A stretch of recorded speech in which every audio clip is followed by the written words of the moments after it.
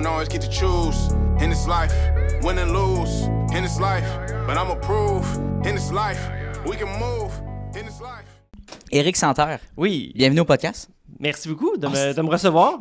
Ça fait plaisir. Comment ça? On se sent bien. Je suis pas habitué de donner des entrevues. C'est ça qui est drôle, hein. Moi, je book des entrevues pour les gens, pour mes clients, mais j'en fais pas souvent. Donc, c'est un peu un exercice pour moi, mais je suis bien content d'être là. Ouais, ton premier podcast. Pas mon premier. Ouais. Je pense que c'est mon comme deuxième ou troisième. Ouais. Ok, quand même. Mais on est quand même dans les tout débuts. Là, fait que Ouais. la petite nervosité est encore là un peu quand même. C'est correct. Ben, je pense que c'est le fun, autant dans la position d'intervieweur qu'en tant qu'invité, parce que c'est le fun, tu crées une relation avec la personne, puis aussi, ça crée du contenu sur le web. Absolument. Tu le sais, en Absolument. communication. Mais j'adore les podcasts de Ouais. manière générale. Je trouve que T'en consommes. Ben, j'en consomme, oui, mais on les utilise aussi beaucoup dans le cadre de notre travail avec nos clients. On essaie de plugger, excusez-moi le terme, mais nos clients dans les podcasts aussi. Je trouve que c'est un nouveau média qui a beaucoup d'intérêt. J'aime beaucoup les podcasts, la vie sociale. J'aime vraiment beaucoup ça. J'aime beaucoup aussi... j'oublie, juste pour faire exprès, j'oublie le nom. C'est qu'il est. Euh, Quel sujet, peut-être? C'est Tout le monde saillit. Ouais, ok. J'adore Tout le monde saillit. C'est deux podcasts que j'aime beaucoup écouter, mais aussi sur TikTok, de regarder les vidéos des enregistrements. Je trouve ça vraiment le fun. Donc, je trouve que c'est un beau média. Nice. Ouais. Parle-moi de toi, parle-moi de TOC Communication aussi. Oui. Ne pas confondre avec TikTok Communication, c'est bien. Effectivement. Je sais pas s'il y avait un lien au début de créer le nom. Absolument Peut-être pas. pas là. Absolument Ok. pas. TOC Communication, c'est une agence qui, à la base, ça fait 8 ans que je suis en affaires. TOC Communication, donc en 2016, qu'on a bâti l'agence. À ce moment-là, j'avais un associé là, au moment de lancer la business qui s'appelait Scott. Et puis, à la base, on se positionnait vraiment comme une agence de relations publiques. Donc, vraiment, principalement relations publiques. Ça a été ça pendant quand même quelques années. Et puis, avec le temps, on s'est un peu repositionné. Donc, aujourd'hui, on se positionne vraiment comme une agence de communication 360. Donc, les relations publiques font toujours partie des services qu'on offre. Donc, relations de presse, achats médias, marketing, influence. Mais on a aussi beaucoup diversifié notre offre de services, par exemple, médias sociaux, création de contenu, gestion de communauté, mais aussi design, donc les gens qui veulent refaire faire leur logo, des choses comme ça. Donc, on se positionne un peu comme un one-stop shop avec des services complémentaires en communication. Pourquoi vouloir offrir un one-stop shop généralisé puis d'avoir vraiment différents départements plutôt que de se spécialiser puis se nicher? Parce qu'on reçoit souvent des conseils, t'es peut-être mieux de te spécialiser, au contraire, t'es mieux de mettre tes œufs dans différents paniers.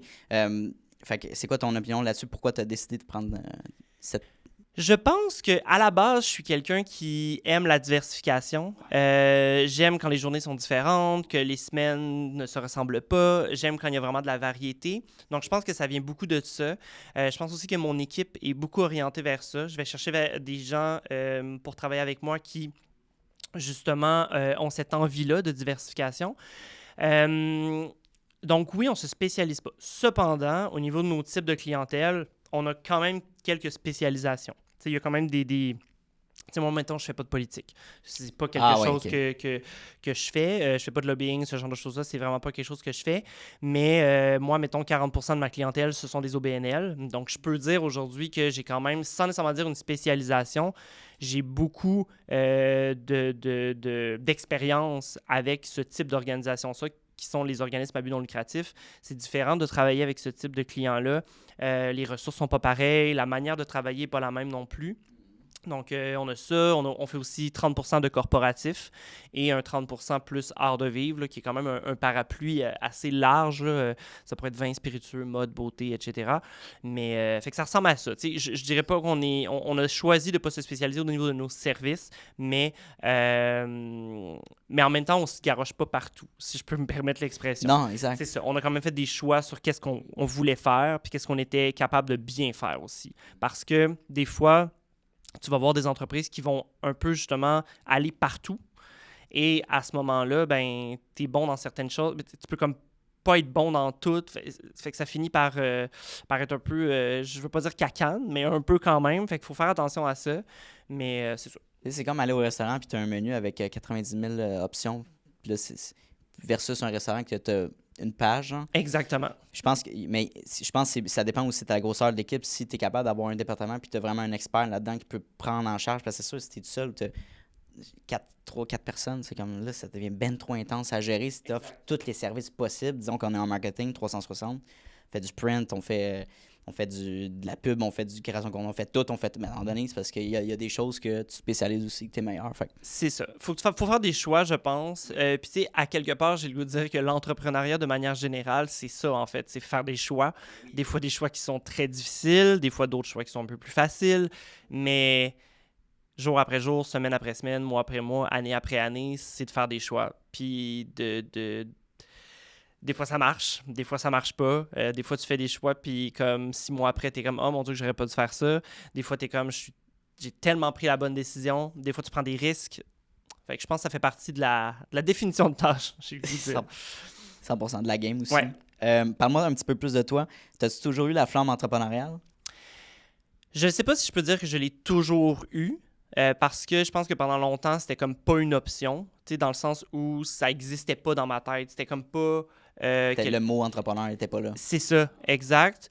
Mais par contre, je suis quelqu'un de très curieux dans la vie, qui a toujours eu une espèce de soif d'apprendre constante, qui encore aujourd'hui est très, très présente chez moi, individuellement, au-delà même de l'aspect professionnel. Donc, j'ai eu un parcours très particulier. Qui, à certains niveaux, les gens pourraient se dire mon Dieu, il est vraiment allé à droite à gauche. Oui, absolument. Okay. Donc, ouais. C'est un parcours très atypique, on va dire. Tes parents, ça ressemble à quoi? C'est quoi leur background? Mes parents, ma mère a un background plus orienté finance. Donc, tout ce qui est chiffres, etc. Ma mère, elle est vraiment excellente là-dedans. D'ailleurs, je travaille avec ma mère. C'est ma mère qui fait la comptabilité de mon entreprise. Wow! Belle relation, là. Il faut faire confiance à ses chiffres avec sa mère. Absolument, sauf qu'en même temps, à qui tu vas faire plus confiance à ta mère? 100%. C'est ça. Exact. Ben oui. Exactement. Bon. Fait que, tu sais, c'est pas toujours facile en même temps. Parce qu'il faut tracer aussi la limite entre là, t'es ma mère, là, on travaille ensemble. C'est ça. Fait que c'est pas toujours évident, mais c'est probablement une des meilleures décisions que j'ai prises, une des meilleures décisions d'affaires que j'ai prises. Est-ce que c'est arrivé d'avoir des discussions plus difficiles, des frictions peut-être, des fois, de dire je vais investir dans telle chose, là, ce serait pas une bonne idée. Absolument. Mais c'est ma business. Absolument, ça arrive régulièrement, mais on a trouvé des trucs. Donc, souvent maintenant, mettons que justement on n'est pas d'accord sur un sujet, puis que là, des fois, parce que je veux pas, je suis aussi le fils à ma mère, là, je veux dire, le niveau de caractère et tout. La pomme n'est pas tombée trop. Non, c'est ça. Les chiens font pas des chats, comme on dit, mais la pomme n'est pas tombée de loin de l'arbre, effectivement. Fait que dans ces moments-là, on prend le réflexe de se dire, regarde, c'est pas le bon moment, on va raccrocher, on va se parler plus tard quand on va avoir digéré l'information, puis quand on va comme avoir décanté ça un peu, parce que les deux, on est un peu des fois sur le coup de l'émotion, donc il faut faire attention. Puis mon père, je travaille pas avec mon père par contre, mais mon père est un entrepreneur, donc il a eu sa business pendant quand même longtemps. Et puis j'ai beaucoup d'admiration pour mon père parce que c'est quelqu'un qui a toujours apporté à la famille. Pour mon père, la famille, c'est extrêmement important. Notre noyau familial, oui, mais aussi la famille élargie. Mais mon père a toujours apporté un support à moi, à ma mère, à ma sœur. Mon père, c'est la personne qui j'ai le goût de dire un peu, c'est comme notre meilleur cheerleader un peu, là. J'ai beaucoup, beaucoup d'admiration pour mon père, pour sa façon de voir les choses aussi. Puis je trouve que c'est un homme qui était très, à certains égards, très en avance sur son temps. Puis dans la relation de mes parents, comment j'ai grandi à travers ça aussi. Donc voilà. Ça m'amène à cette question-là. Ton père, dans le fond, est entrepreneur dans quel domaine? Mon père était beaucoup dans les transports, autobus scolaires, camions aussi. Il y a eu des 10 roues. Il y a eu... Mon père, pratiquement, là, tout ce qui existe sur la Terre qui a un moteur, il l'a eu. Okay. Donc, 4 roues, skidoo, nice. 10 roues, autobus, voiture, pick-up. Ben oui, tout est machine à gaz. C'est ça. Toi, t'aimes ça? C'est moi, j'ai même pas de permis de conduire. Okay. Oh, moi, j'ai même pas de permis de conduire, donc à ce niveau-là, on est quand même différents, mon père et moi. Montréal, bon. Ben, c'est ça. Fait qu'on est quand même très différents là-dessus, mais c'est ça. Ouais, j'ai eu beaucoup d'admiration. J'ai eu beaucoup et j'ai encore aujourd'hui beaucoup d'admiration pour mon père et pour ma mère aussi. Je trouve qu'ils ont un bel équilibre ensemble. Puis c'est ça. Puis je pense qu'aussi à travers mon travail, je pense que c'est quelque chose. J'ai toujours un peu. J'ai toujours cette espèce de volonté-là. Puis là, ça va faire peut-être un peu fils à maman, fils à papa, là, mais je m'assume là-dedans. Parfait. C'est qu'en fait, tu sais, j'ai toujours eu cette volonté-là de rendre mes parents fiers, tu sais. Je pense que c'est quelque chose qui me suit beaucoup, que tu sais, j'adore ce que je fais, là, je le fais pas pour eux, mais c'est quand même quelque chose que Que t'aspires, en ouais, fait. absolument. Wow. Et pour finir, par rapport à ton père, c'est intéressant. Quand tu disais qu'il y avait beaucoup de points qui étaient innovants, puis Ouais. c'était quoi un des points? Ben en fait, c'est que c'est plus dans l'aspect personnel.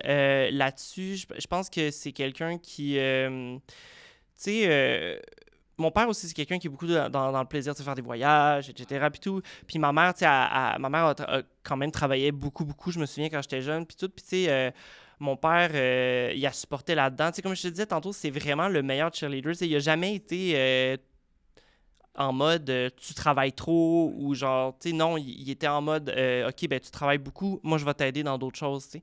Comme, Ah, c'est fait cool, qu'il ça. il était vraiment là Comme comme support, ça, vraiment. ouais, Puis ça, moi je trouve ça merveilleux parce que tu sais, je le vis moi-même là, dans mon quotidien. Tu sais, des fois, c'est pas toujours facile, là, la réalité d'entrepreneur. Puis on a besoin de ce support-là. Puis on a besoin d'être accompagné, puis de se faire dire, hey, ça va bien aller, puis je suis derrière toi. Tu sais, puis malheureusement, ben, des fois tu l'as, des fois tu l'as pas. Des fois tu cours après, des fois tu n'as pas besoin de courir après. Tu sais, c'est ça. Ouais. Comment tu te positionnes par rapport à l'équilibre de vie en ce moment? Euh, c'est une très bonne question. Je vais essayer de faire une réponse pas trop longue. On est là Ça, pour parler. je pense que ça va être mon défi aujourd'hui, de faire des réponses pas trop longues. Je cours un peu après mon équilibre en ce moment. L'automne est particulièrement intense à bien des niveaux. Les 2 dernières années sur l'entrepreneuriat de manière générale a été très difficile, que ce soit pénurie de main-d'œuvre, l'économie qui est vraiment pas facile en ce moment, beaucoup de coupures de budget un peu partout. Donc, un mélange des 2 dernières années qui a fait en sorte qu'il faut tout donner pour notre entreprise, sauf qu'en moment donné, quand tu donnes tout, tu perds personnellement aussi. Puis, cette énergie-là, elle est nécessaire puis elle est importante, sauf qu'en moment donné, quand tu n'as plus de moments où... Quand tu n'as plus aucun moment dans ta vie où tu ne penses pas à ta business, là, tu commences à te poser des questions. Puis, justement, cette semaine, je ne sais pas si vous avez vu passer, mais moi, je lisais un article dans Les Affaires. C'est un blog, en fait, qui a été écrit par Nicolas Vernois, qui est blogueur invité régulièrement là-bas. Et il racontait justement qu'il était arrivé à un point où, comme non, il faut que je délaisse mes engagements, puis que je prenne du repos, puis que je m'occupe de moi, tu sais. Puis ça m'a beaucoup touché, son texte, mais aussi beaucoup impressionné, parce que encore aujourd'hui, malheureusement, surtout avec les réseaux sociaux et tout, on n'ose pas le dire. On n'ose pas le dire qu'on a besoin d'aide, on n'ose pas le dire que ça va moins bien, on n'ose pas le dire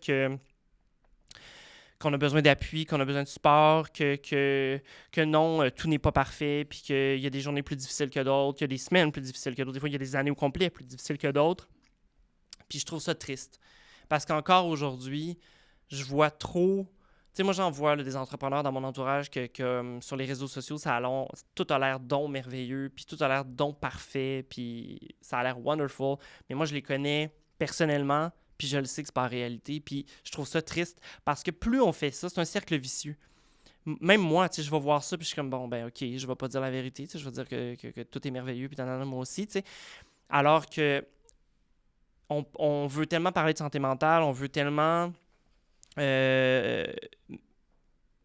mettre la santé mentale au premier plan, en faire la norme, et pourtant, on a encore honte de dire « Hey, sais-tu quoi, cette année, ça a été ça n'a pas bien été. » On a encore honte de le dire, alors que...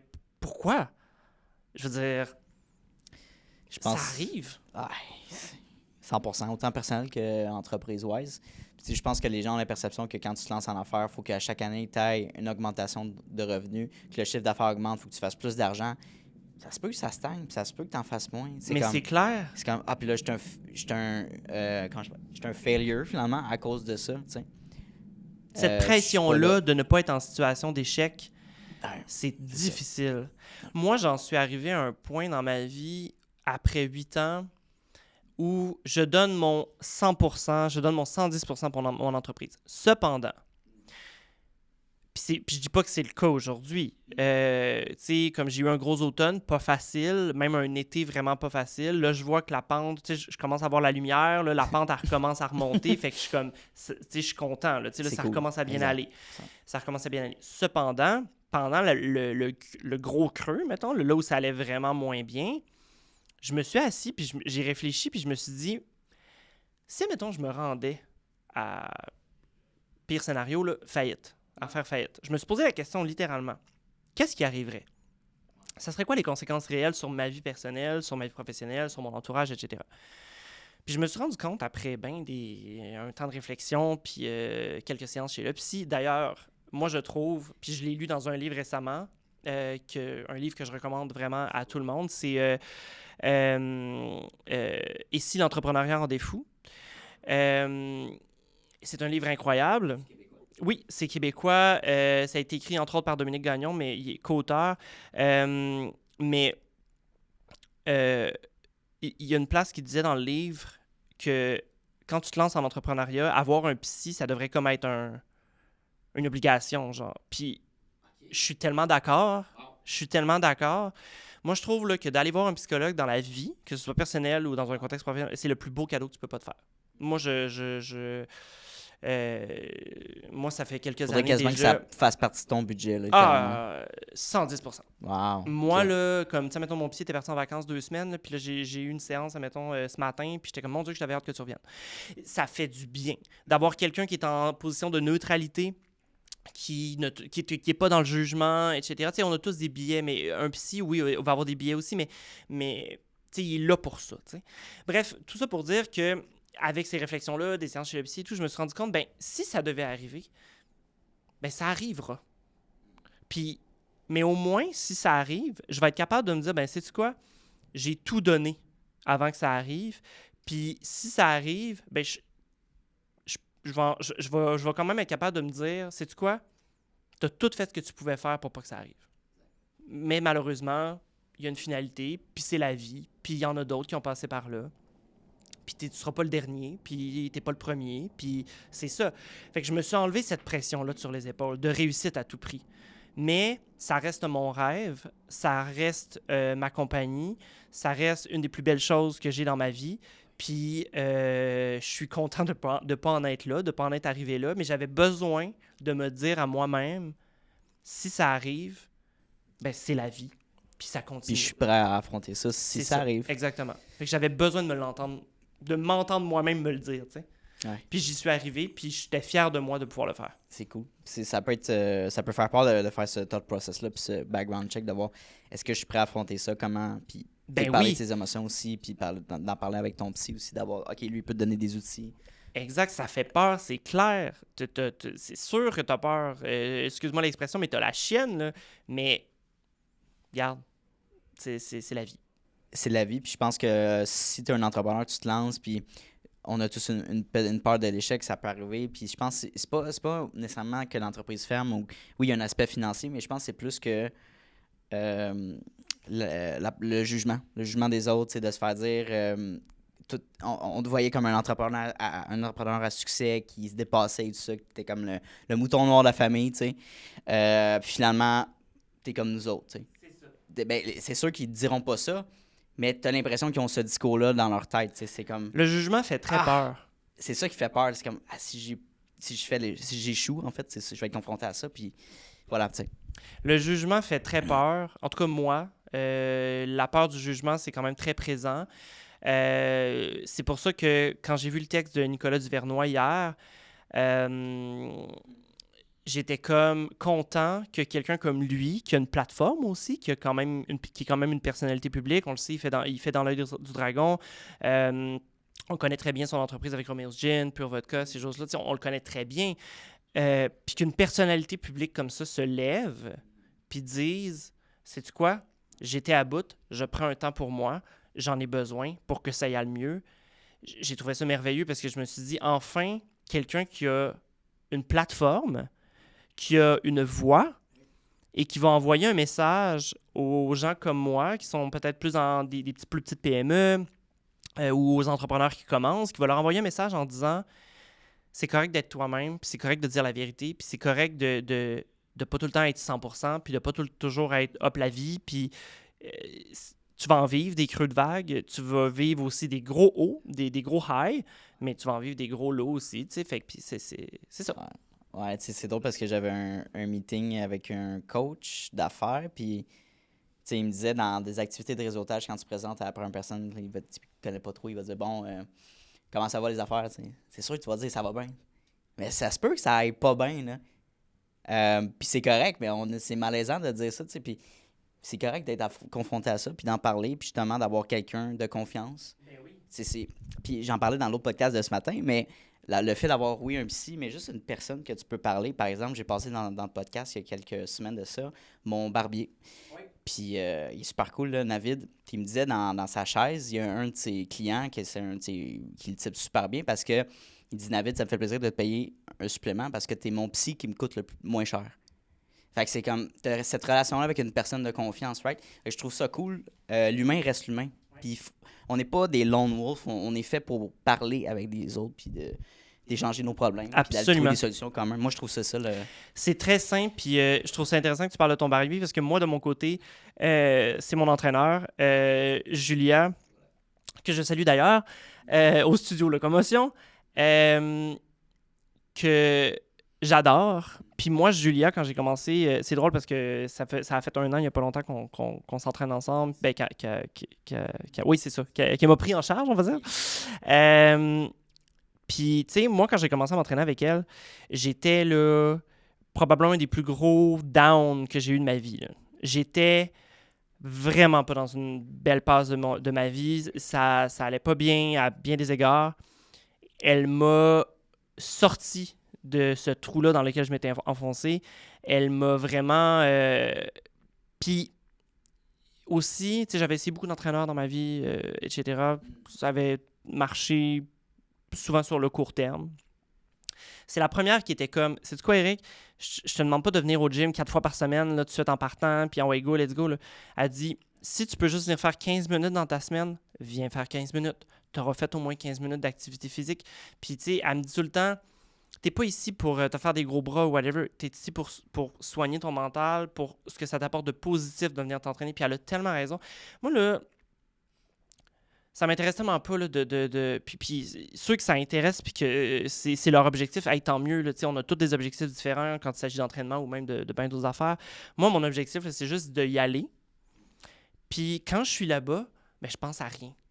Puis quand je ressors de là, j'ai de l'énergie, je me sens bien, j'ai le cerveau bien placé, je suis prêt pour faire le reste de ma journée, je suis concentré. Moi, c'est ça que je vais chercher.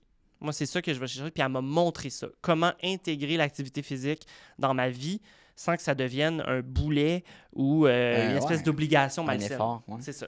Ouais. C'est juste le fait de dire, faut pas te sentir mal de faire absolument 1 heure. Mais il y en a des gens, il faut que ça soit 2 heures de training, mais c'est comme, justement, la coach tantôt que j'ai interviewé, 35-40 minutes, ça le fait en masse. Là. Puis juste le fait de dire, si t'es pas down aujourd'hui, fais un 15 minutes, tu veux juste faire ton cardio, c'est ça. Fais-le. Au moins, t'as fait quelque chose. Faut pas le voir comme un... Puis si ça te tente vraiment pas, ben fais-le pas. Exact. Je pense que c'est correct de se donner de la flexibilité. Genre, si toi, tu dis que du lundi, mercredi, vendredi, c'est mes trainings, mais ça arrive des imprévus. Absolument. Ça ne tente pas. Mais mets-le le samedi. Là, il y a cette flexibilité-là de dire, je le place où que je veux, quand que je veux, puis selon ma vie. Au moment où j'en ai besoin, tu sais. Ouais, c'est ça. Des fois, ça rassure des gens d'être cartésien, ou trop structuré, ben oui. Mais moi, je suis pas là-dedans, puis ça me stresse plus que d'autres choses. C'est ça, exactement. Right? Voilà. Parlons un petit peu plus de l'interne chez TOC Communication au niveau de l'employé. Je sais qu'on avait jasé d'un gros sujet dans notre pré-meeting qui était la main-d'œuvre. Oui. La rétention de main-d'œuvre. Ouais. C'est quoi la relation avec tes employés, puis d'engager aussi des gens de notre génération, des Gen Z? Ouais. Moi, j'essaie toujours d'être beaucoup dans la transparence avec mon équipe. Quand ça va bien, quand ça va pas bien, etc., j'essaie d'être très transparent avec eux. Je veux pas faire de cachette. Ce qui est parfois difficile, c'est un peu l'envers de la médaille de la transparence, c'est que selon les personnalités de chacun, on a tous des personnalités différentes, selon les personnalités de chacun, il y en a qui peuvent interpréter ça en disant « Ah, c'est le fun, il est transparent, il me met au courant de ce qui se passe. » Il y en a qui ça peut faire paniquer, il y en a qui ça peut faire stresser. Donc, tu sais, chaque personne réagit différemment. Donc ça, c'est sûr que c'est le danger de la transparence, l'envers de la médaille, mais ça reste que moi, j'essaye d'être le plus possible dans la transparence à ce niveau-là. Au niveau de la relation avec mes employés, moi, j'ai appris un peu à la dure sur un point. C'est que moi, j'aime ça être proche des gens. J'aime ça être bien entouré. Je suis quelqu'un de très sociable. Donc, pour moi, des fois, c'est difficile de tracer la ligne entre employé, employeur et, mettons, ami. Donc, cette ligne-là, je l'ai appris à la dure. Mais aujourd'hui, j'essaie d'avoir une meilleure balance à travers ça. Est-ce que je suis parfait encore là-dedans? Non, pas du tout. Il y en a que, tu sais, c'est sûr qu'il y en a avec qui des fois on connecte beaucoup plus. Fait que c'est sûr qu'à ce niveau-là, tu sais, j'essaie de travailler là-dessus, mais je trouve que quand même d'avoir une belle relation avec ses employés, je pense que c'est vraiment important. J'essaie aussi d'embaucher des gens, de manière générale, qui sont meilleurs que moi dans ce pourquoi je les embauche. Moi, je veux m'entourer de gens qui sont meilleurs que moi pour qu'on fasse des grandes choses ensemble. Puis que moi, je suis un peu l'espèce de capitaine du bateau, puis on s'en va là, la gang, OK, let's go. Fait que moi, c'est vraiment comme ça que je vois ça. J'ai vraiment des collègues en or, j'ai vraiment une équipe en or. Je pourrais pas rêver mieux, sérieux, avec l'équipe que j'ai en ce moment. J'ai vraiment une belle équipe. Ils sont là pour me supporter. Moi, je suis là pour les supporter. C'est sûr que des fois aussi, une difficulté, c'est que quand on tombe bien dans le jus, puis tu sais, moi, je suis présentement seul associé là, dans ma business. Présentement, en tout cas. Et puis, fait que, tu sais, des fois, il y a beaucoup de choses qui retombent dans ma cour. Gestion des opérations, comptabilité, des choses comme ça. Fait que, veux pas... Des fois, mettons, tu sais, la mémoire est une faculté qui oublie, là. Moi, j'oublie bien des affaires. Surtout quand je suis stressé, il y a des affaires qui me sortent de la tête assez vite. Fait que des fois, je me dis, mon Dieu, mes employés doivent trouver que je suis comme une poule pas de tête là, qui oublie tout. Je m'en excuse d'ailleurs, la gang. Mais, de façon possible. C'est ça. Mais c'est ça, tu sais, j'aime avoir une belle relation avec eux, j'aime être transparent, j'aime qu'on puisse se parler, qu'ils puissent me dire les choses, qu'ils puissent me remémorer des choses aussi que j'ai peut-être dit ou fait. Mais c'est ça. Puis tu sais, j'ai quand même une personnalité assez loud, j'ai le goût de dire. Fait que tu sais, c'est sûr qu'il faut en prendre puis en laisser aussi avec moi, des choses que je dis, que je peux dire des fois. Mais j'ai vraiment une belle équipe. Puis au niveau de ce que tu disais par rapport à la génération Z, moi j'ai un peu un mix des deux. J'ai vraiment un mix millennials, génération Z. Je trouve que chaque génération apporte vraiment son lot d'avantages, son lot de points positifs, mais aussi chaque génération apporte des fois des difficultés aussi. Et je pense que c'est normal. C'est juste que je pense que depuis, mettons, 1 an, 2 ans, les clashs entre les générations sont beaucoup plus tranchés qu'avant. En tout cas, moi, c'est l'impression que j'ai. Depuis la pandémie, Ouais, exactement. Tu sais, admettons, la génération Z sont beaucoup plus... et là, encore une fois, ça, c'est moi qui dis ça. Selon ton expérience. C'est ça, selon mon expérience. Ben oui. Je dis rien de textbook, là, puis peut-être qu'il y en a qui seront vraiment pas d'accord avec moi, puis c'est bien correct. Mais tu sais, la génération Z, je trouve qu'ils sont un petit peu plus dans le plaisir, sont moins dans la planification, admettons. Tu sais, parler de REER avec quelqu'un de la génération Z, tu viens de le perdre. J'ai eu souvent essayé d'avoir des conversations sur le sujet avec certains de mes employés de la génération Z en leur disant, tu sais, comme, hey, tu devrais peut-être commencer à investir dans un REER, tu sais. Puis ils m'ont regardé en voulant dire, ben, moi, je préfère faire des voyages. Ben, écoute, vas-y, écoute, il n'y en a pas de problème. Parfait. Fait que, tu sais, il y a comme des petites choses comme ça. Mais par contre, la génération Z, c'est des gens extrêmement créatifs, avec des idées tellement le fun. Fait que moi, quand j'arrive, puis je leur dis, hey, en relations publiques, la gang, tu sais, il faut sortir un peu des sentiers battus, il faut avoir des idées créatives, etc. Ils t'arrivent avec des idées, là. C'est ça. C'est incroyable ce qu'ils peuvent te sortir. C'est vraiment le fun. C'est des gens aussi avec une énergie immense. Les milléniaux, c'est des gens avec une grande loyauté. Que moi, je vois beaucoup plus. Loyauté à l'entreprise, l'entrepreneur? Oui, souvent.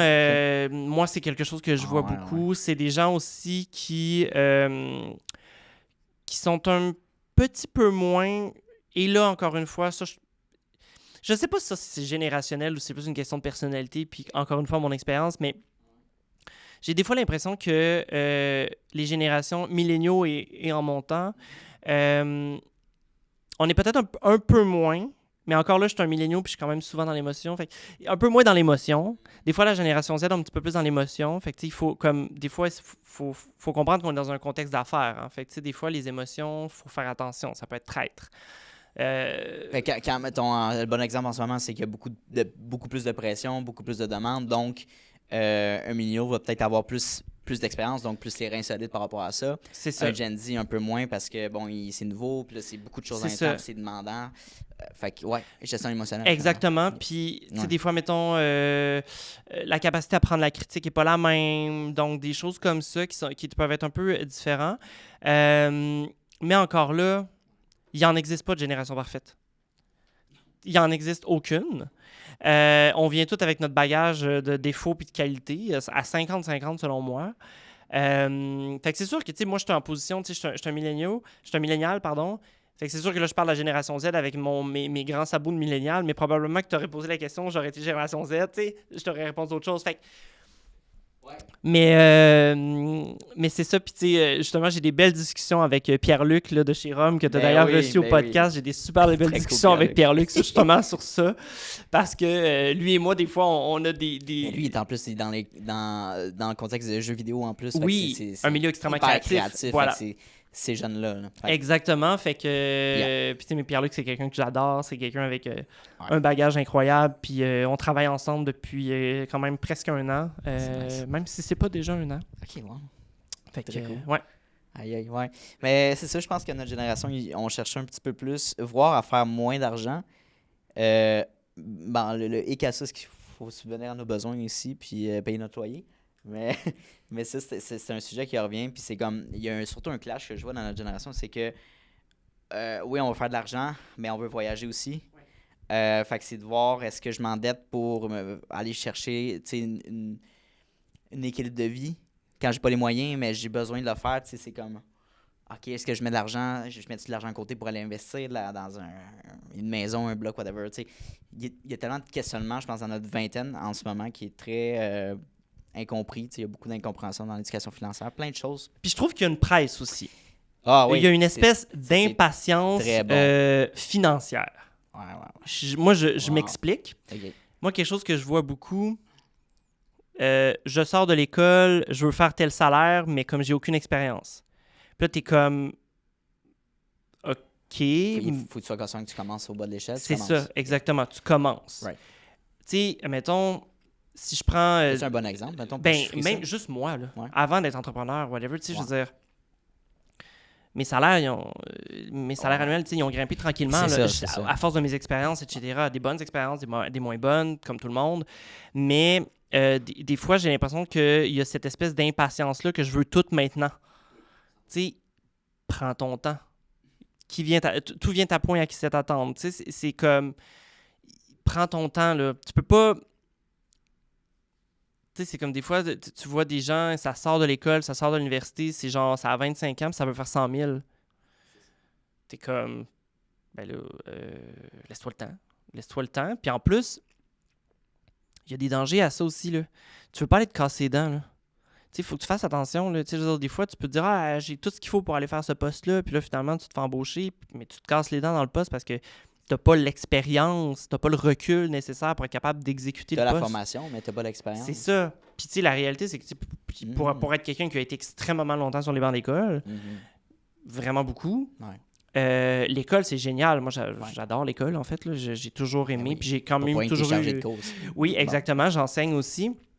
J'adore l'école, mais l'école, c'est pas suffisant. Il faut que ça soit mixé avec de l'expérience terrain. Le diplôme est important, mais il faut qu'il y ait autre chose aussi qui vienne avec. Parce que ce discours-là où c'est qu'on parle du système d'éducation, l'expérience versus l'éducatif. Dans nos domaines, penses-tu que c'est nécessaire de sortir avec un bac? moi, je trouve que c'est une très bonne base. Moi, j'encourage beaucoup. Comme ça, mettons, en ce moment, dans mon équipe, j'ai quelqu'un dans mon équipe à RP. Lui, il n'a pas fini son bac encore. Il lui reste, si je ne me trompe pas, 1 an et demi, 2 ans. Tu l'as engagé pendant qu'il Ouais, faisait je l'ai son engagé c'est cool, ça. pendant... mais, tu sais, quand je l'ai embauché, moi, j'y ai dit... on en parle encore aujourd'hui, mais tu sais, c'est drôle parce que j'ai dit, pour vrai, je fais rarement ça, embaucher quelqu'un qui n'a pas fini ses études, etc. Je prends un risque, je prends un guess avec toi. Probablement un des meilleurs risques que j'ai pris parce qu'il est excellent. Il est excellent, vraiment. Mais je lui ai dit, moi, je veux que tu finisses ton bac. OK, tu viens travailler chez nous, mais moi, je veux que tu termines. Je veux que tu termines tes études, c'est important. Fait que, mais, encore une fois, ce n'est pas suffisant. On va chercher on va chercher le papier, on va chercher le diplôme, on va chercher toute l'éducation, puis les informations, puis l'expérience aussi qu'on va se faire à l'école, les contacts aussi qu'on va se faire à l'école. Tu sais, moi, j'ai fait un MBA, là, les contacts que j'ai sortis de là, c'est incroyable. Là. C'est pas juste le diplôme, parce que les gens, ils associent ça à juste le morceau de papier. Mais... Zéro, là. Mm-hmm. Zéro. Mm-hmm. Fait que, tu sais, moi, je pense que ça a encore toujours une importance très grande, mais l'expérience terrain aussi, pour moi, est super importante. Puis, je pense aussi, par contre, le conseil que j'aurais à donner, c'est que faut arrêter, en tout cas de mon expérience d'enseignement, arrête de courir après les A+. Tu sais, comme, il n'y a pas grand monde, en tout cas dans mon domaine, là, en communication, là, c'est très rare les gens qui vont te demander à avoir ton relevé de notes, là. On s'entend? C'est ça. Je te dis pas de pas être concentré dans tes cours, de pas assister à tes cours, puis de botcher tes examens et tes travaux. C'est pas ça que je dis. Mais je dis juste, vous n'êtes pas obligé d'avoir A+ partout. Ça change rien pour moi. En tout cas, pour moi, là, à mon âge, ça change absolument rien. Ça change absolument rien. Le but, toi, c'est de... Tu comprends les bases, tu comprends ce qui a été enseigné. Exactement. Les notions importantes, rendues là... Moi, je cherche pas à engager des théoriciens. Je cherche à engager des gens de terrain, des gens qui vont avoir une belle personnalité pour être capable d'entretenir des relations avec des médias puis des clients, tu sais.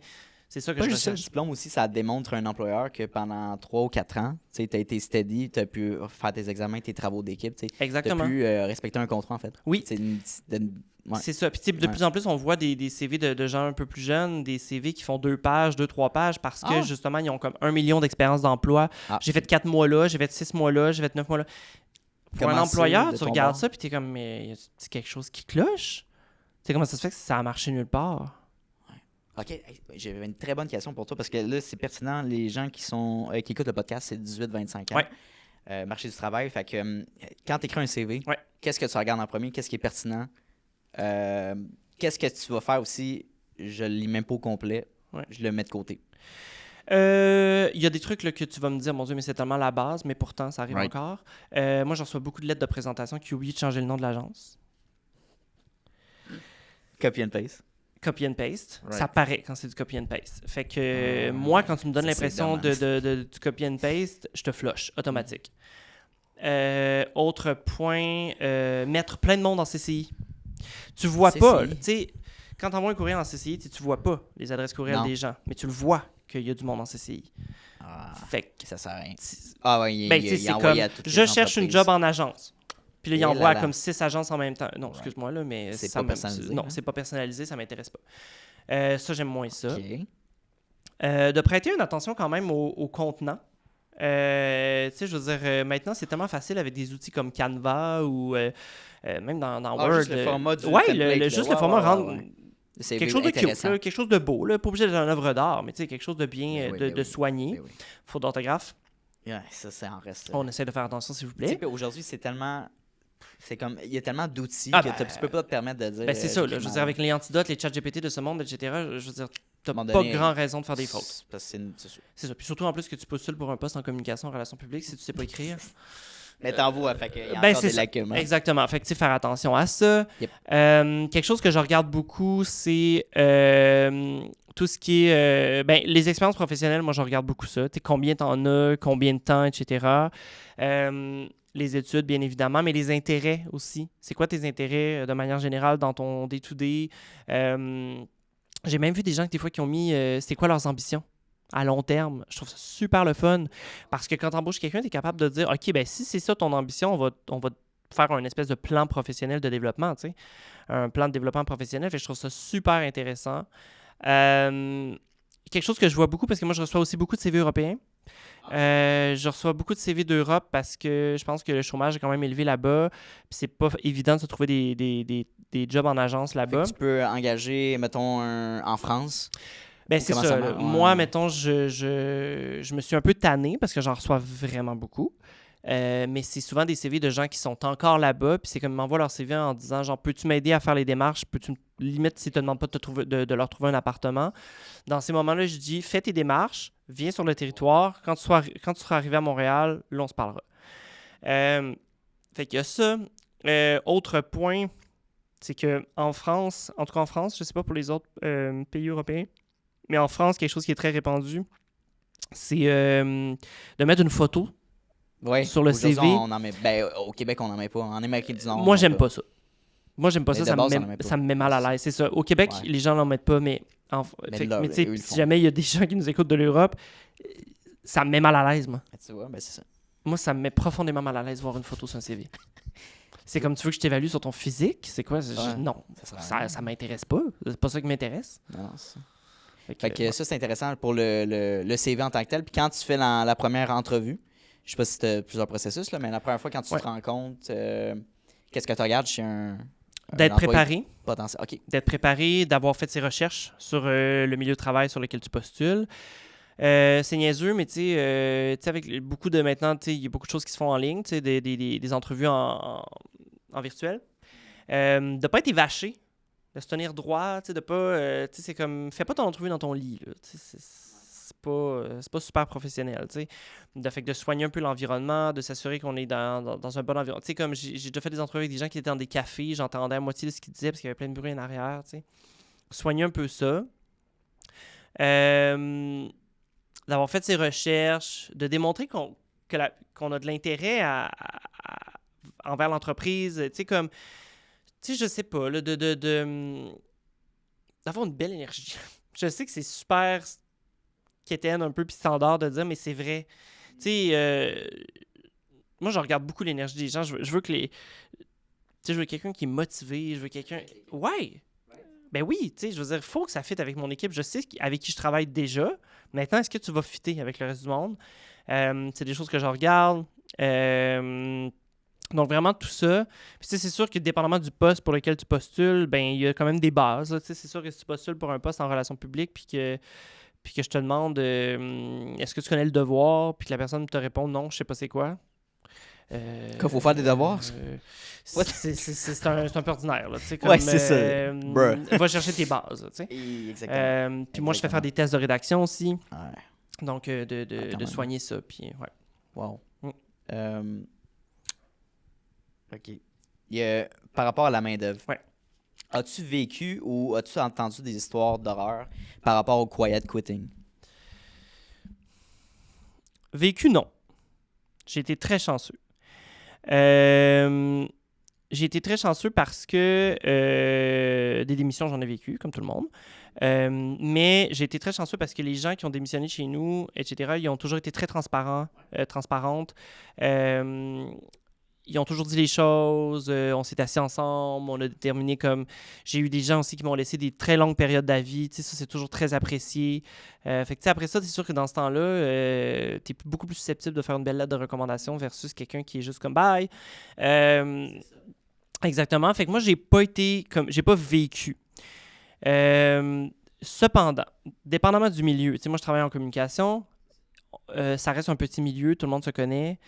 Tu sais, comme le quiet quitting, puis des choses comme ça qui sont un peu, selon moi, pas legit, puis pas très fair, pas très éthique, ça finit tout le temps par te retomber d'en face. Fait que, fais attention. Tu sais, comme, admettons, j'ai déjà vécu un genre de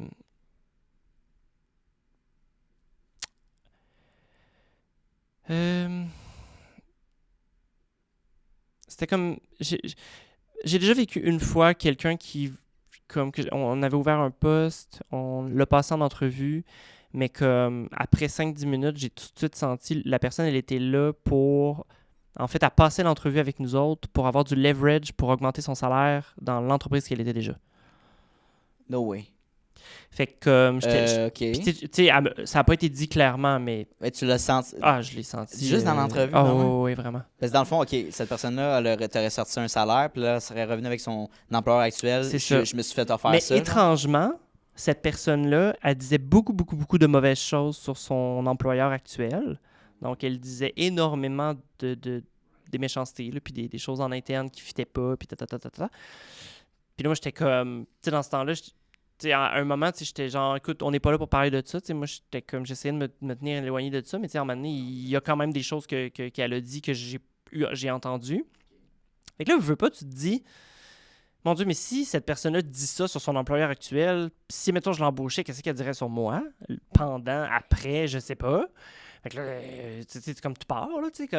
Puis là, finalement, j'ai appris que cette personne-là, elle est restée chez son employeur actuel, mais c'est parce que pas sûr que son employeur sait ce qu'elle a dit pendant l'entrevue avec moi. Fait que tu sais, c'est comme... Fait que quand je dis que c'est un petit milieu puis que tout est dans tout, hey, ça devient malaisant maintenant, là. Ça devient très, très malaisant. Fait que tu sais, faites attention. Essayez de respecter. Puis tu sais, il n'y a pas d'employeur parfait, hein.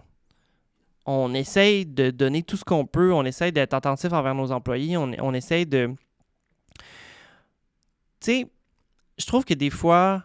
Puis je dis pas que ça m'arrive souvent ou que ça m'est nécessairement arrivé, mais tu sais, il faut comprendre que comme employeur, quand on dit non à quelque chose, ça nous fait pas plaisir de dire non.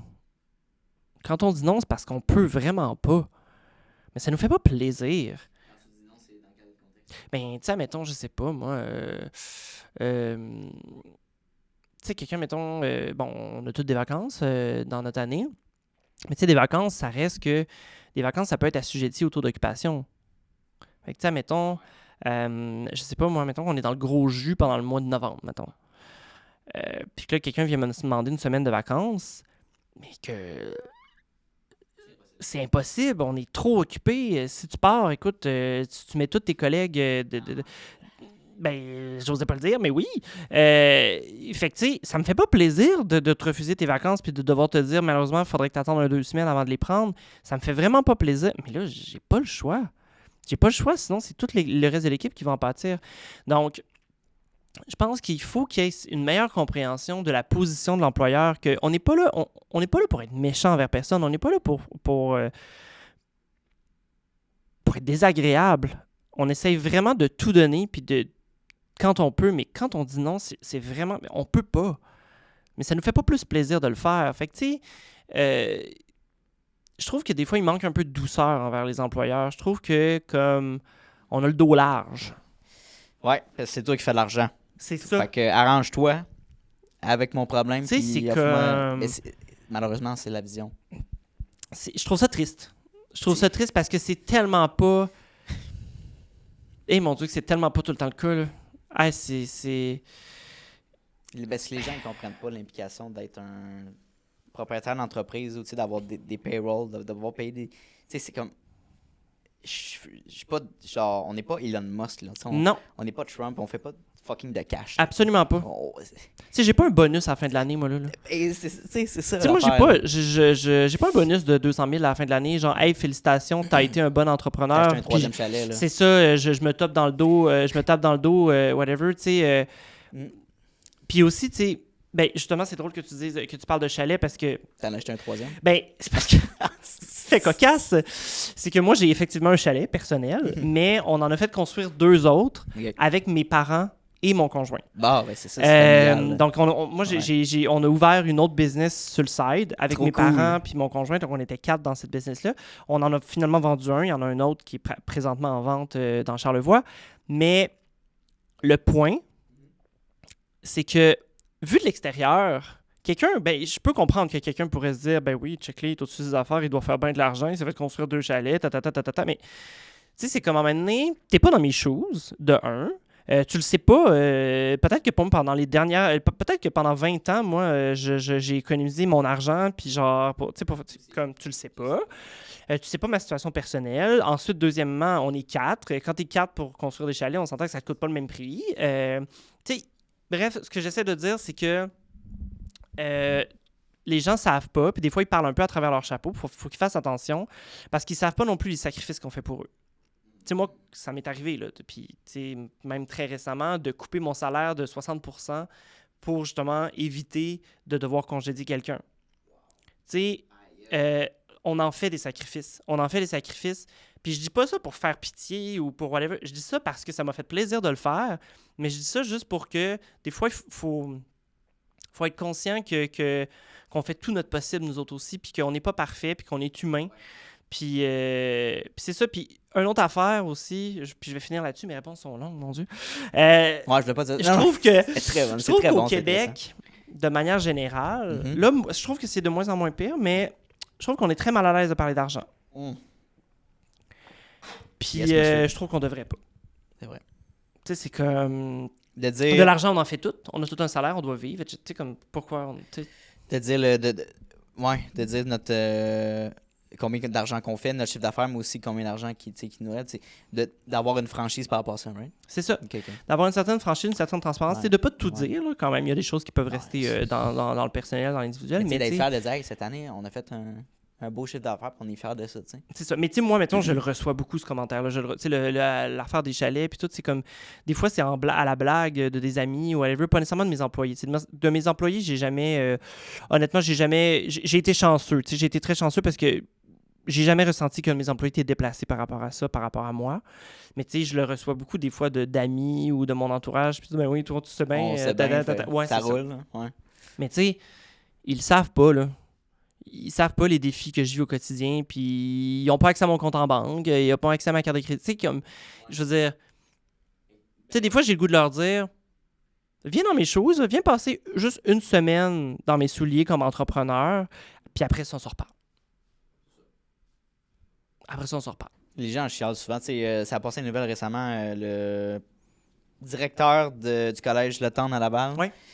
qui voulait construire une école privée pour, je pense, à Saint-Sauveur ou Mont-Tremblant, pour des étudiants comme, tu sais, des riches. Là, Ouais, dans le fond, mieux là. nanti. Fait que c'est 69 000 par année la session. Puis ça a fait les manchettes parce que lui, il a un salaire de 300 000. Tu sais, mais ça, c'est comme le titre clickbait. Ça, c'est classique québécois. Ça, on voit souvent ça. Quelqu'un qui fait bien de l'argent. Tu sais, mais peu importe le domaine confondu, les gens vont aller commenter puis ils vont dire C'est bon. Il y en a des choses qui n'ont pas de bon sens après. Tu sais, il y en a des choses qui n'ont pas d'allure. Ça, c'est sûr. C'est sûr. Mais Mais faut pas mettre tout le monde dans le même bateau. Puis là, c'est parce qu'eux, c'est ils ça. comparent ça avec l'entrepreneur qui a genre, tu sais, 5 employés. C'est ça. Je pense qu'avant de juger, il faut essayer de comprendre. Tu sais, c'est comme, peux-tu C'est ça. pommes les patates ensemble, Exact. hein? Colin. OK. Attends, là, j'ai un beau sujet, excuse-moi. Prends ton temps, j'arrête pas de parler en plus. Non, c'est ça, mais comment tu vois le futur de TOC Communication? Une question large, mais ouais, genre avec l'économie en ce moment, est-ce que t'as l'intention de développer ça plus nationalement? Est-ce que tu as Ben, des c'est sûr ambitions que un peu? là, tu vois, nous autres, on est quand même bien présents au Québec. On veut expand un peu plus pan-canadien. C'est définitivement quelque chose qu'on veut faire. Peut-être même ouvrir l'Europe francophone. Ça serait quelque chose qu'on aimerait beaucoup faire. Mais tu sais, c'est pas quelque chose qui se fait dans un horizon d'1 an ou 2. Là. C'est quelque chose vraiment à plus long terme. Moi, je pense que, honnêtement, ma concentration, mon focus actuellement, il est juste sur continuer de faire grandir la business, d'aller chercher des clients le fun. Moi, j'aime ça, travailler avec mes clients qui ont envie de travailler avec moi. Moi, j'ai pas le goût de travailler avec du monde qui n'ont pas envie. Puis, tu sais, on pourra en reparler, mais la gestion des attentes clients, là, Oh! ouf, Non, là, ça, c'est intéressant. rough. Ça, c'est vraiment rough. Mais moi, j'ai le goût de travailler avec des gens qui ont envie de travailler avec moi. J'ai le goût d'avoir du fun avec eux autres. Tu sais, quand tu as du fun avec ton client, là, puis quand il a le goût de travailler avec toi, que tu as le goût de travailler avec lui, comme tu es prêt à y en donner des affaires. Versus un client qui t'appelle à tous les jours pour te dire qu'il n'est jamais content. Puis je pense qu'on est À capable un moment donné, je veux dire, on est aussi. humain, là. Tu viens à finir C'est par ça. avoir moins le goût de tu sais, je veux dire... C'est que, oui, C'est ça. on arrête de travailler ensemble, mais je pense que tu es C'est dans ça. une position en ce moment de dire, mettons, tu rencontres pour la première fois le client, puis c'est comme, ouf, c'est pas un bon fit. C'est ça. Puis ça me fait plaisir de dire non. Exact. Euh, Puis il y en a que j'ai refusé. Tu sais, j'ai reçu là, très récemment, en fait, là, cette semaine, j'ai reçu une demande d'appel d'offres. Puis j'ai écrit au client, j'ai dit ben merci beaucoup, tu sais, pour votre intérêt envers notre agence, c'est super gentil de votre part et tout, mais j'ai décliné parce que les valeurs du client, les valeurs profondes du client ne correspondent pas du tout aux valeurs de mon équipe et de mon agence. On était dans des valeurs très, très éloignées des autres. T'sais, nous, on est quand même une agence très inclusive. On essaie de mettre de l'avant beaucoup la diversité. T'sais, on est LGBTQ+, Official Supplier de la Chambre de commerce gay et lesbienne du Canada, qui est quand même quelque chose qui est super important pour nous. Alors que le client était opposé à ça. Peut-être pas opposé, mais il y avait des idées très tranchées sur le sujet. T'sais, c'était comme... Oui, exactement. Fait que, moi, c'est ça. Moi, j'ai simplement dit que malheureusement, c'était trop éloigné de nos valeurs, qu'il y avait un clash, puis que par conséquent, je pense qu'on n'était pas nécessairement le meilleur partenaire, parce que je veux pas, quand tu travailles avec quelqu'un, tu deviens un partenaire d'affaires aussi, un collaborateur. Donc, c'est aussi d'avoir la capacité de dire ça, d'avoir le tu sais, de pas... Tu sais, oui, l'argent, puis comme rentrer des clients, etc., oui, c'est important, mais pas à tout prix. Il faut savoir s'arrêter, puis il faut savoir mettre sa limite. Puis Non, parce que, bon point par rapport à ça, si toi, tu affiches sur n'importe qui, les réseaux sociaux ou les médias, tu dis, voici mes valeurs, puis là, tu commences à travailler publiquement avec une entreprise, puis là, tu te demandes, OK, attends, il est en train de mentir, là, c'est ta réputation qui est en jeu, tu es en train de te mentir à toi-même pour de l'argent qui rentre. Mais de l'argent, pour faire un point à ce qu'on a dit tantôt dans mon blanc, je pense que, tu me diras si j'ai tort, mais la vision qu'on a de l'argent en tant qu'entrepreneur est différente que peut-être la moyenne générale des gens. L'argent, je le vois plus comme un outil, du cash flow pour réinvestir, développer des projets, puis oui, subvenir à mes besoins, mais non me booker des voyages dans le sud, genre. Ouais. Je le vois pas de même, ou m'acheter un beau char. T'sais, c'est comme, okay, le 1000$ de plus que j'ai, je vais pouvoir mettre en marketing, je vais pouvoir aller chercher un autre sous-traitant, je vais acheter de l'équipement, whatever, mais toujours investir, puis je trouve que c'est ça qui est le fun dans cette game-là. Je pense que toi, as-tu un peu la même vision? Ben oui, je suis d'accord avec toi, mais tu sais, au-delà des valeurs et tout, je pense qu'il y a toute la partie, la manière de travailler aussi. Okay. Dans le sens où, tu sais, moi, je suis prêt à faire bien des affaires pour mon équipe. Moi, je suis prêt à aller au front pour eux autres, tu sais, puis... moi, déjà, à la base, quelqu'un qui me manque de respect à moi, j'aime pas ça. J'aime vraiment pas ça, puis je peux sortir les griffes assez vite. Je suis pas quelqu'un qui est rancunier, donc quelqu'un qui va s'excuser ou qui va dire hey, « écoute, c'était pas une bonne journée » whatever. T'sais, moi, je passe l'éponge assez rapidement si je sens qu'il y a une sincérité derrière, bien sûr. Mais quelqu'un qui a aucune conscience de la manière dont il s'adresse à toi, puis qui est comme vraiment dans un manque de... Tu sais, comme je me gênerais pas pour lui dire. Je me gênerais vraiment pas pour lui dire, puis moi, le manque de respect, c'est comme si vraiment, ça passe pas du tout avec moi. Mais quand le manque de respect s'en va sur mon équipe, là, je vois rouge. Là, je vois rouge parce que cette équipe-là, ils viennent travailler à tous les jours pour moi, pour faire avancer la business, pour m'aider dans tout ça, pour qu'on grandisse tout le monde ensemble. Ils donnent de leur temps, de leur énergie, une partie de leur vie. On passe beaucoup de temps à travailler dans notre vie. Une grande partie de leur vie pour quelque chose que j'ai créé. Là. C'est pas à eux, là, c'est quelque chose que moi j'ai créé. Là. Puis, fait, quelqu'un qui manque de respect à mon équipe, que ce soit un client ou un fournisseur ou n'importe qui, ça passe pas. Ça passe vraiment pas. Et ça ne passera jamais. Moi, je dis toujours à mes clients, je veux qu'on puisse avoir des dialogues sains, je veux qu'on puisse se parler.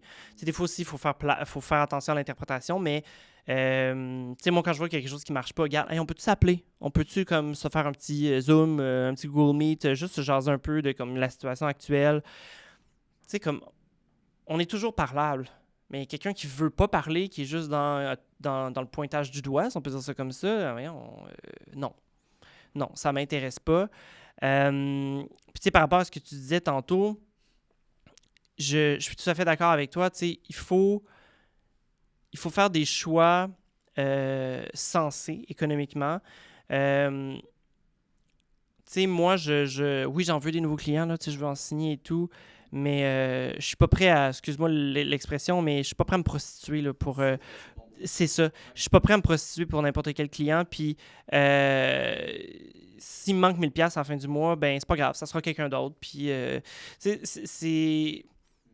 C'est ça, c'est vraiment important. Puis je pense aussi que les organisations, de manière générale, on parle de plus en plus de responsabilité sociale des entreprises.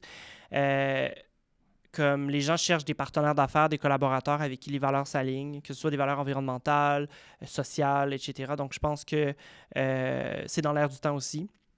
Puis je suis content que ça le soit. Je pense que même la position d'un employé qui cherche un emploi, ben, de voir l'entreprise s'implique dans quoi, puis c'est quoi ses valeurs, comme ça. tu dis. Tu sais, moi, moi, je pose la question d'entrevue, justement, de par la certification LGBTQ+, qu'on a. Moi, je pose la question d'entrevue, je leur demande, en fait, je leur dis, nous, on est certifié LGBTQ+, Official Supplier. Toi, ton rapport, justement, aux communautés LGBTQ+, je leur pose la question, tu sais, parce que, tu sais, quelqu'un qui n'est pas confortable avec ça, ben, c'est correct, tu sais, je veux dire, il peut y avoir plein de raisons. Puis, tu sais, il y a des personnes qui sont rendues, mettons, dans leur compréhension, dans leur éducation, peu importe, là, appelons-le comment. Il y en a qui sont rendus là, il y en a qui sont rendus là. Il y a différents niveaux. Puis il faut accepter ça. Ça fait partie de la société. Puis, mais oui, je pose la question parce que si t'es pas confortable avec ça, ben, tu sais, moi, je suis un entrepreneur, je suis gay, puis je suis très fier de l'être. Puis, tu sais, dans les premières années de ma business, je le disais pas.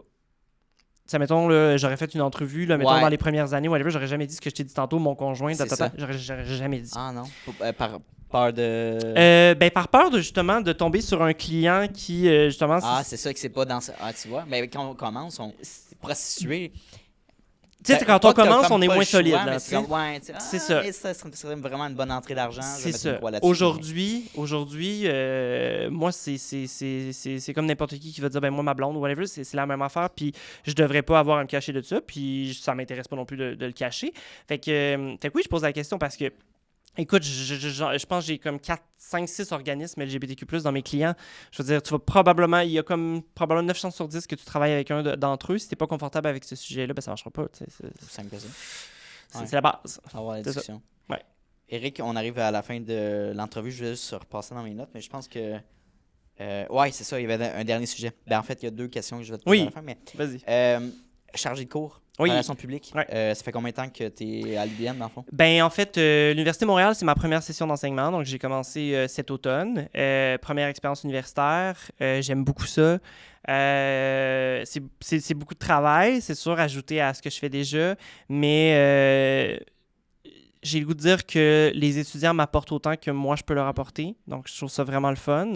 Puis, j'avais enseigné avant aussi au Cégep, au Collège O'Sullivan de Montréal, qui est aussi un de nos clients. J'avais beaucoup, beaucoup aimé mon expérience. J'ai rencontré des gens extraordinaires là-bas. Donc, l'enseignement, j'aime ça. Après, c'est tout le temps la question de, mettons, si jamais je me faisais proposer une autre charge de cours, la session prochaine, je vais avoir le temps. C'est toujours cette question-là, un peu. Mais j'aime ça. Pour quelle raison? Pour l'expérience. Moi, je suis quelqu'un... Moi, ma vision de la vie, de manière générale, des apprentissages, c'est que bien malheureux est la personne qui pense que son vase est plein. Moi, je suis quelqu'un qui pense constamment, en fait, qu'il y a 1 million d'affaires à apprendre puis que j'aurais passé toute ma vie pour apprendre tout ce que j'ai le goût d'apprendre. Fait que quand j'ai l'opportunité d'apprendre quelque chose de nouveau, je le prends. Je me pose pas 1000 questions, je le prends. C'est ça. Moi, ma phobie dans la vie, là, ma phobie là, profonde, là, c'est d'oublier. C'est-tu le faux mot, tu veux dire? Non, c'est vraiment une phobie. C'est... J'ai passé beaucoup de temps sur les bancs d'école, j'ai appris beaucoup de choses, j'ai eu 1 million d'expériences dans la vie. Tu sais, je veux dire 1 million, là, j'ai quand même 34 ans, là, il y en a, mais je fais que je suis pas... Mais c'est ça, tu sais, j'ai quand même vécu beaucoup de choses, bonnes comme mauvaises. J'ai la chance d'avoir évolué et été élevé par des parents qui mettaient l'éducation beaucoup, beaucoup en avant et je remercierai jamais assez mes parents pour ça, de m'avoir inculqué cette valeur-là.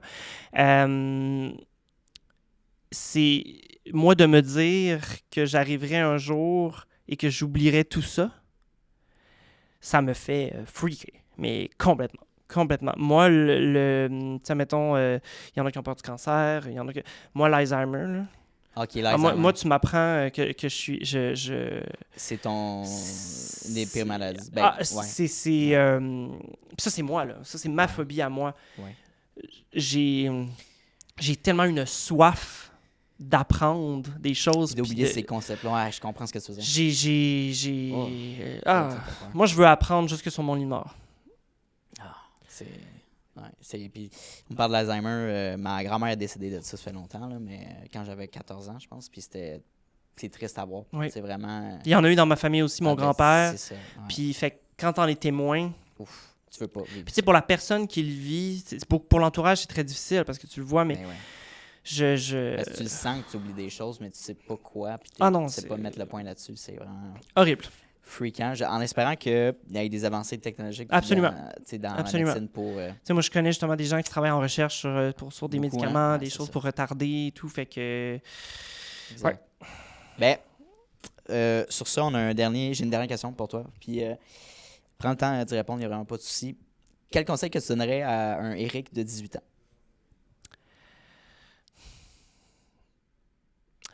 Un conseil que je me donnerais à 18 ans. Qui vient à point tout vient à point à qui sait attendre. Donc, sois patient.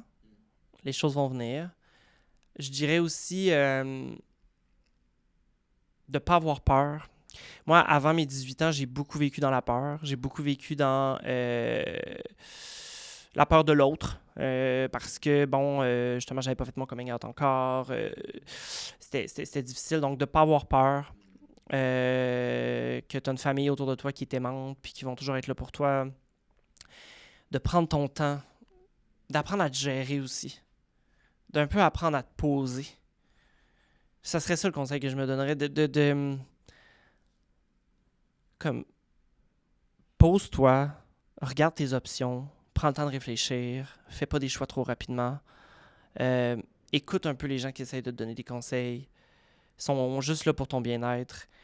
Je pense que ça serait ça le conseil que je me donnerais. Puis tu sais, moi, je fais cocasse, là, un peu en lien avec justement la question que tu me poses. Moi, j'ai été congédié de... Mon Dieu. J'ai passé mes deux mains pour compter le nombre de fois que j'ai été congédié dans ma vie. Vraiment, là. C'est pas des blagues. Là. Dans quel... Toutes sortes de domaines. J'ai été ouais, congédié en restauration, j'ai été ouais. congédié en agence, j'ai Pourquoi? été congédié... pour... Souvent, difficulté avec l'autorité. Ok. Des fois, c'était parce que justement, j'avais pas assez de compétences, parce que justement, j'avais voulu aller trop vite. tu vois? Un peu comme ce que je disais tantôt. Ouais. Fait que, différentes raisons. OK. Puis tu sais, ça me faisait mal là, quand ça m'arrivait. Tu sais, les grosses larmes de crocodile, puis en go, puis là, ce que je me dirais, c'est, hey, c'est quoi, c'est pas grave. C'est juste une expérience de plus dans ta vie, puis comme, elle va te servir quand même, cette expérience-là. Puis les choses que tu as moins bien fait, mais tu les referas pas. Puis, fait que tout ça, ça serait ça les conseils que je me donnerais. Nice. J'aime Ouais. ça. C'est des Puis je beaux pense que j'aurais une vingtaine un peu plus douce grâce à ces conseils-là. Ouais. En espérant, ben, je suis persuadé que tu as pu inspirer plusieurs personnes aujourd'hui. Ben, j'espère. T'as-tu aimé ton expérience? J'ai adoré ça. Nice. Vraiment. Écoute, j'aurais Ouais. continué à jaser avec toi pendant 2 heures. Ben, pour vrai, ça fait combien de temps qu'on enregistre, Antoine? 1h10. Tu vois, 1h10. Hey, ça passe vite. Ben, ça passe vite. Ça Je passe sais, vraiment effectivement, maintenant, quand ça fait environ 1 heure. Là. Mais, ouais, tu sais, des fois, ça peut aller vers presque du 2 heures. Mais ça dépend, tu sais. Puis souvent, ce que je dis quand je vois qu'il y a beaucoup d'autres sujets qu'on pourrait développer avec la personne, c'est un part 2. Oui. Fait que souvent, dans 6 mois, je fais souvent un Avec suivi plaisir. fait que, OK, cool. Ça me ferait plaisir de revenir. Ça serait Vraiment. super cool. On Vraiment. établira d'autres sujets. Puis Avec développer, plaisir. Merci encore. Merci beaucoup à toi, Anthony.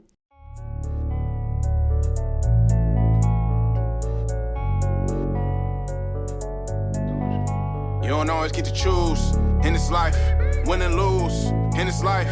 But I'ma prove in this life, we can move in this life.